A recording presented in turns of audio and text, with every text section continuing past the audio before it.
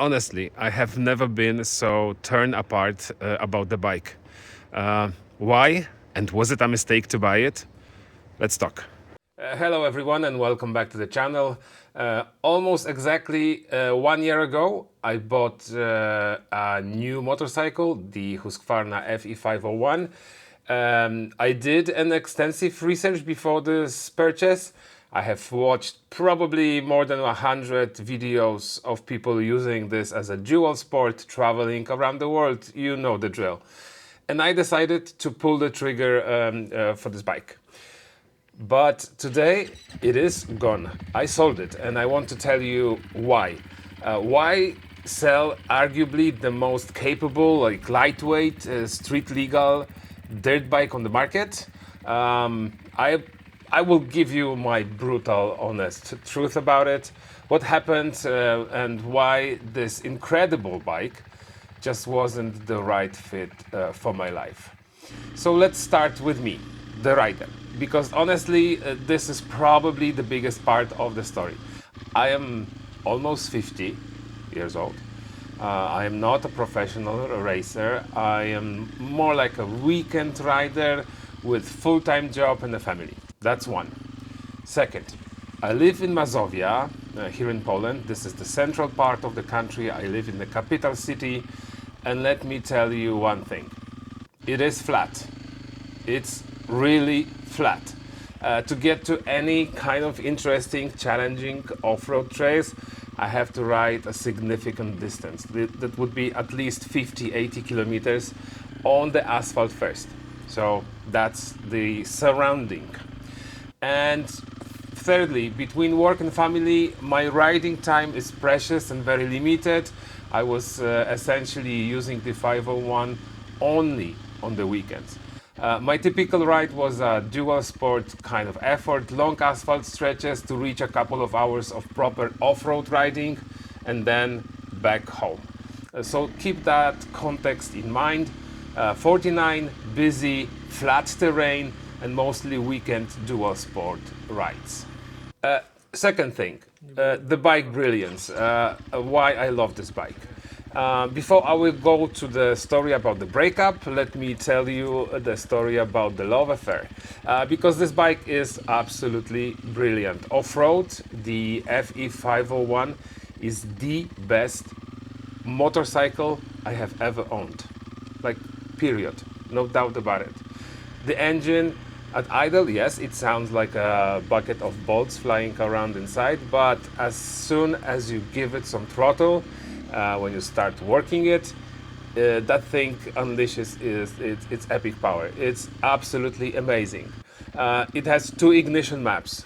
Genuinely, those maps make a huge difference. The basic map is perfect for relaxed trail riding and those dual sport sections. But when you switch to the advanced map, oh man, every time you twist the throttle, it wants to pull your arms straight. It's insane. It's a dream how the engine performs, and the weight or lack thereof.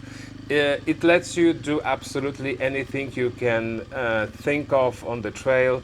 Any road that seems interesting, you can take it. This machine is pure endorphin factory, so it's built to put a giant smile on your face. So if it's so good, why the sale? So when you take my personal circumstances, the flat terrain, the limited time, the FE 501 is quite simply an overkill. It is probably just wrong tool for my job. I realized that for riding on the flats and the occasional off-road stretch, I could have just riding something like CRF 300L or anything similar. I was only utilizing a fraction of the Husky's capability, that's for sure. In hot shots hands, this bike would deliver so much more. But beyond that and the performance of the bike, there were also some technical challenges that needed fixing for my specific use. Number one is the range. The standard tank is tiny. I was only getting about 120 kilometers of range. For my dual sport riding, this meant constant anxiety and searching for gas. Believe me, I've done it many times. Like after 50 kilometers, I was just looking around for a petrol station just to fuel up, to be able to go another 100 kilometers without searching for a gas station.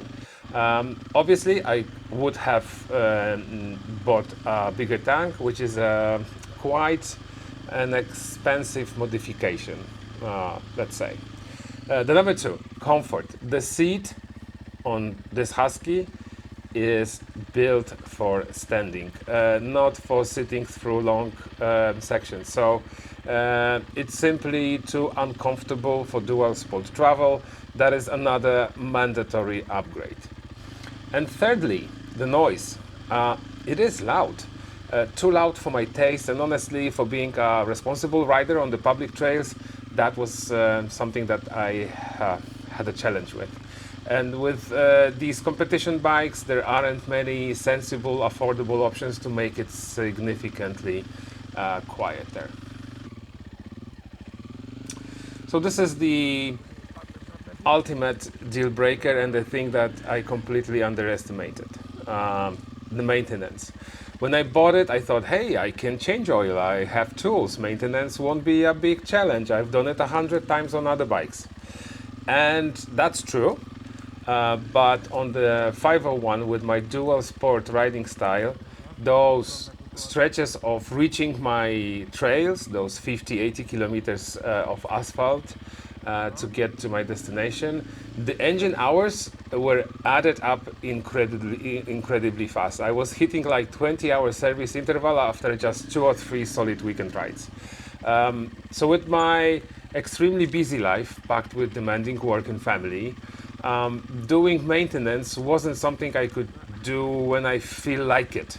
It became a mandatory task that had to be done right now to keep the bike running correctly. The sheer frequency turned what should have been a joy into another kind of duty, and that is also something that was bothering me a bit.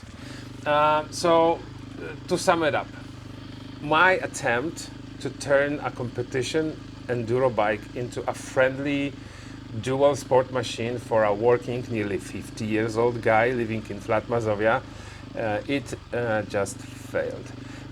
The required modifications, a bigger tank, a more comfy seat, and some solutions for the noise, combined with the crushing frequency of high mileage maintenance, simply didn't add up for me.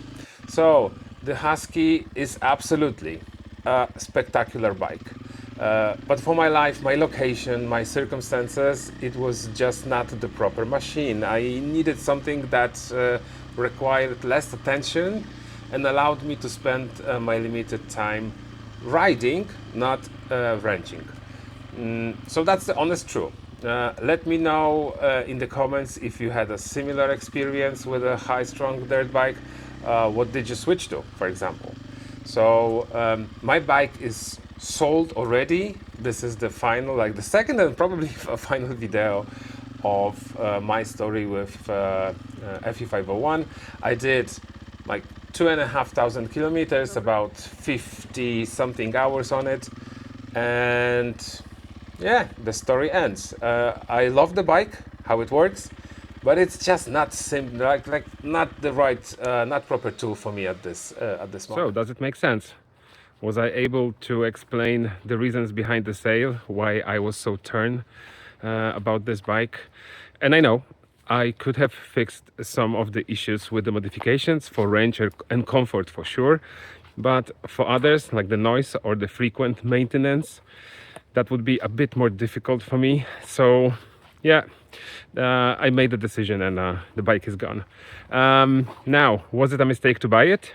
On one hand, absolutely no, because I've learned a lot. Also learned that the performance enduro machines are not the best solution for me.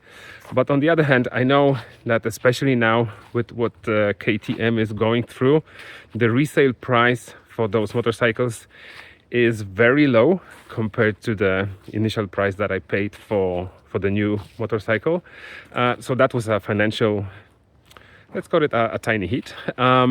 But anyways, I know that the bike went to a proper hands. It will be used in Riley's by a much more experienced rider. I'm keeping my fingers crossed for his successes on my FE 501.